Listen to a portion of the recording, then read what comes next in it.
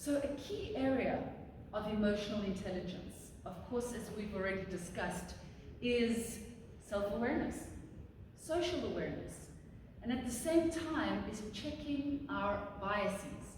So essentially, we call this unconscious bias, meaning that we're not going out of our way to prefer one person or department or group over the other. It's by default. So it's sort of ingrained in us. And many of us have what we call blind spots. So we don't realize that we're being biased. So the idea is that we want to check ourselves against ourselves. Are we being biased? Essentially, are we preferring an individual, let's say in the context of our team? So as a leader, do you have a preference toward one team member or the other? Now, if you do, it's human nature. There's nothing wrong with that essentially. Where it becomes challenging is when our biases start to impact our decision making, distort our ability to be objective, to see people for who they truly are, and or to see people's skills and acumen in terms of what it truly is. So often, of course, if we're biased toward one person, we might not see the areas of improvement because we're only essentially focusing on all that is good about them.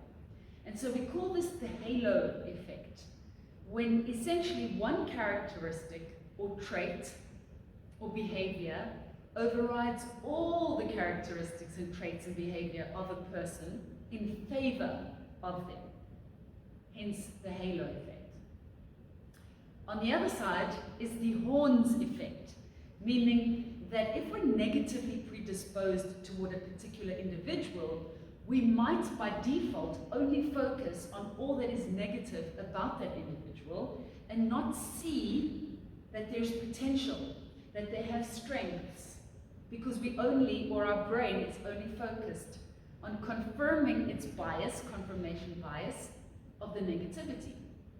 And so emotional intelligence requires us to say, am I being biased? Yes, I am. That's okay, but what am I going to do about it?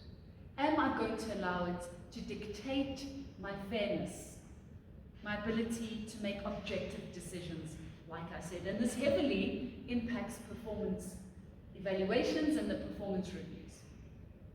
So at the end of the day, self-awareness is step back, step into psychological or cognitive third party, and essentially be our own drone. So we're assessing ourselves against